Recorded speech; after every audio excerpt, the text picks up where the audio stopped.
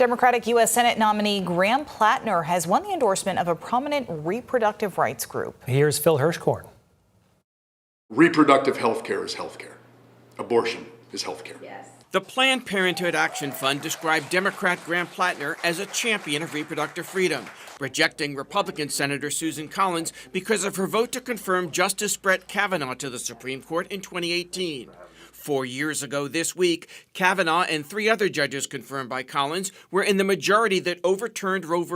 Wade, the 1973 case that had established a national right to abortion. When Susan Collins told us that Brett Kavanaugh had assured her that Roe was settled law, it was the law of the land, and that a woman's right to choose was in no way, shape, or form under threat, she either lied to us or she was tricked. Neither one of those is something we want out of our United States Senator for the state of Maine. The senator standing by her Kavanaugh decision earlier this month.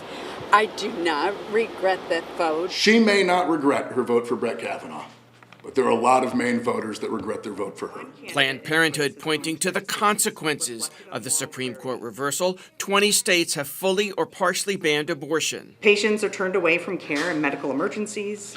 Doctors hesitate because they don't know what the law allows. People travel hundreds, even thousands of miles just to get the care they need here in Maine.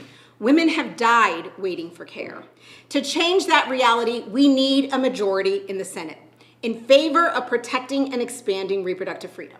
But as recently as last year, Planned Parenthood had described Collins as having a long history of supporting the group and access to essential health care. A Collins campaign spokesman added, unfortunately, every election year we see the leaders of Planned Parenthood become more and more partisan. The leaders care more about party politics than the issues.